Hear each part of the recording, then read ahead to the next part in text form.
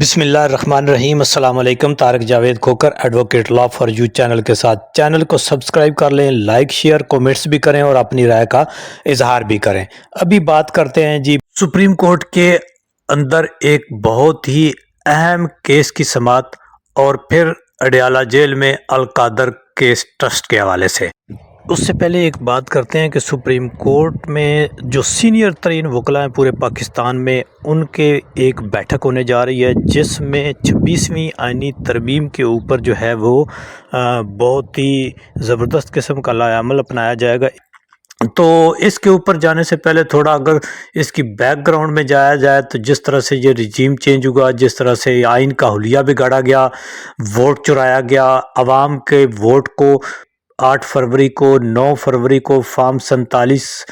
کی پرچیاں بنا بنا کر بانٹی گئیں اور من پسند لوگوں کو اور ماضی کے کرپٹ سیاستدانوں کو جو ہے وہ لا کر ایک غیر قانونی طریقے سے عوام کی مرضی کے خلاف حکومت میں بٹھایا گیا۔ تو جنہوں نے آتے ہی سب سے پہلے اپنے جو ان کے اوپر کرپشن کے کیسز تھے وہ معاف کرائے، اپنی جو اسپیسیفک پرسن جس کو قانون سازی کہا جاتا ہے، اپنے ذاتی مفادات کو اور سرمایہ کو بچانے والی قانون سازی کی، اور ایسی قانون سازی کی جس سے سیاسی مخالفین کو دبایا جا سکے اور جس سے عدلیہ کا اداروں کا جو ہے وہ گلا گھونٹا جا سکے۔ انصاف کی فراہمی کا راستہ روکنے کے لیے 26ویں آئینی ترمیم لائی گئی اور پھر ججز کو اور سر سے چیف کو اور اوپر کے لوگوں کو نوازا گیا، نوکریاں بڑھا کر، ان کی مدت ملازمت بڑھا کر، ان کی ریٹائرمنٹ کی عمر بڑھا کر، ماہانہ لاکھوں کی مراعات دے کر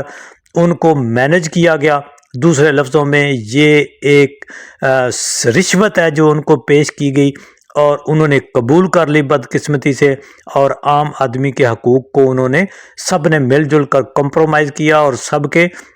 نے عام آدمی کے ووٹ کو چرا کر ایک ملک اور آئین کے ساتھ جو کھلواڑ کیا، جس کے ثمرات نہ صرف نیشنلی اندرون ملک بلکہ بیرون ملک بھی اس کے آ رہے ہیں۔ ہر یورپی یونین دیکھ لیں، برطانیہ دیکھ لیں، امریکہ دیکھ لیں، تمام جمہوری ملکوں سے ہی رد عمل آ رہا ہے۔ لیکن یہ باقی جن ملکوں میں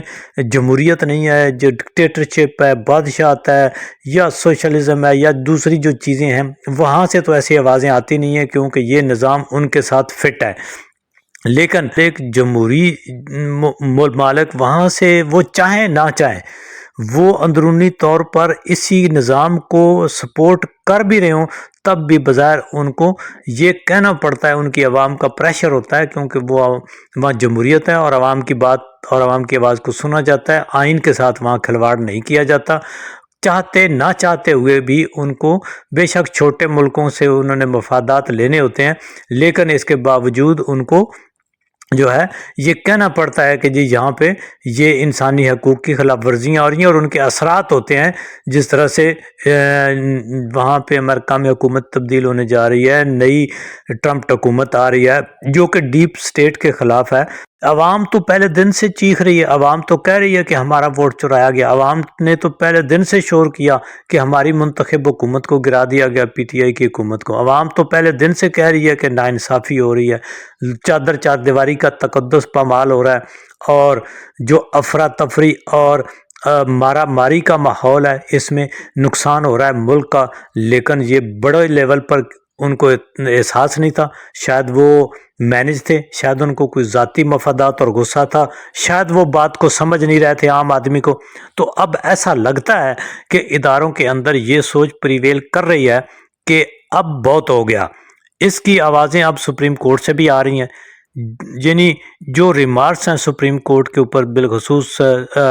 جسٹس منصور علی شاہ، یہ سب وہ لوگ ہیں اصل میں، ان میں ہر کردار کو دیکھا جائے جنہوں نے ماضی میں کوئی نہ کوئی ایسا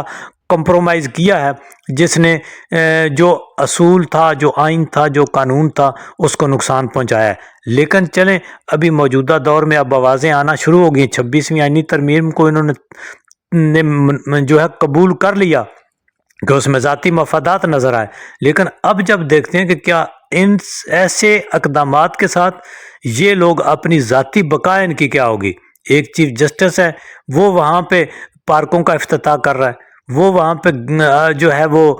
پچھلے چیف جسٹس سے قاضی فیض عیسیٰ وہ وہاں سے انصاف کا مجسمہ بنانے کے پیچھے لگے رہے، ایک مانومنٹ بنانے کے پیچھے لگے رہے، انصاف کی دیوی کا مجسمہ۔ اب یہ موجودہ چیف جسٹس ہیں، کبھی پارکنگ کا افتتاح کرتے ہیں، کبھی یہ وہاں جا کر باہر کوئی لان سبزی دیکھتے ہیں۔ او بھائی آپ انصاف دو، آپ ان لوگوں کو انصاف دو جو لوگ اغوا ہو رہے ہیں، جو لوگ جبر اور تشدد کا شکار ہو رہے ہیں، جن کو جبری لاپتہ کیا جاتا ہے، وہاں جاتے ہیں آپ پوچھتے ہیں جی لاپتہ افراد پہ اوپر افسوس ہے۔ بھئی آپ افسوس نہ کرو، افسوس کرنے کے لیے تو عوام بہت ہے،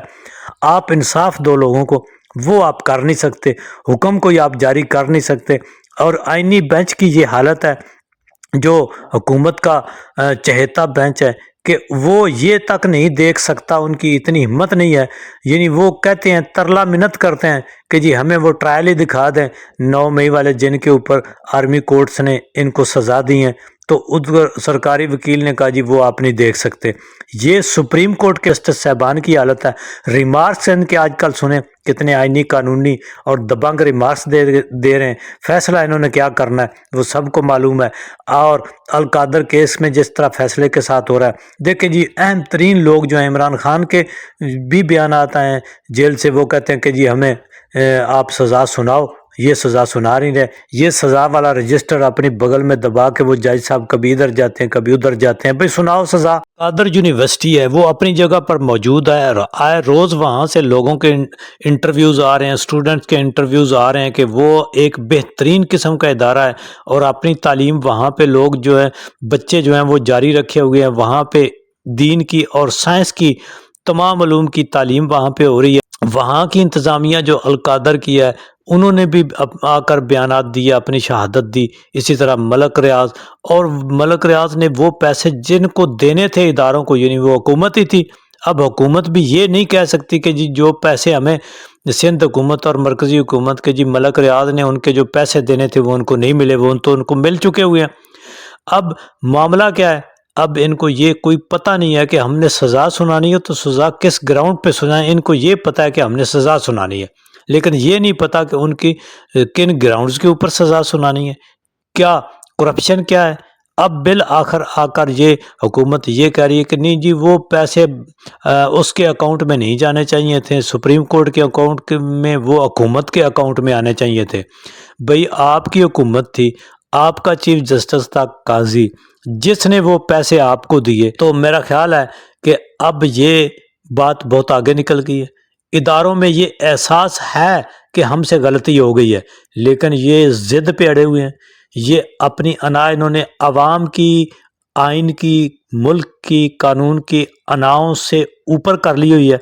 عوام جو ہیں اس کا خمیازہ بھگت رہے ہیں، عوام کو ننگا کیا جا رہا ہے، عوام کی چادر اور چار دیواری کے تقدس کو پامال کیا گیا، عوام کے ووٹ کو چرایا گیا، عوام کی عزت نفس کو مجروح کیا گیا اور قرضوں تلے دبا دیا گیا۔ لیکن جی 26ویں آئینی ترمیم جو ہے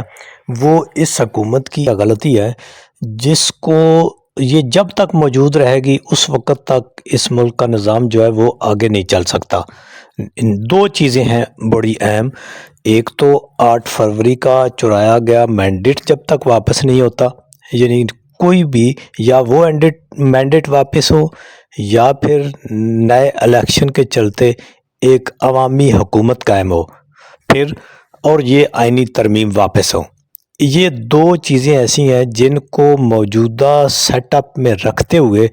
اگر کوئی ایسا ہائیبرڈ قسم کا نظام چلانا چاہتا ہے تو وہ لمبے عرصے تک چلنے والا نہیں۔ آپ اس کو کھینچ کے 5 سال لے جائیں، 10 سال لے جائیں، آپ اس کو 50 سال بھی کھینچ لیں،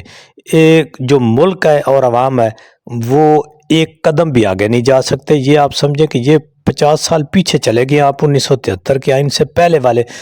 بات پہ چلے گئے ہیں۔ یہاں سے اب آگے جانا ہے تو یہ دو چیزیں جو ہیں یہ ریورس کرنا ہوگی، اس کے سوا کوئی چارہ نہیں ہے۔ اس کے اوپر بڑی بیٹھک ہونے جا رہی ہے، اس کے کیا نتائج نکلتے ہیں یہ آگے چل کے دیکھیں گے۔ بہرحال اس میں بہت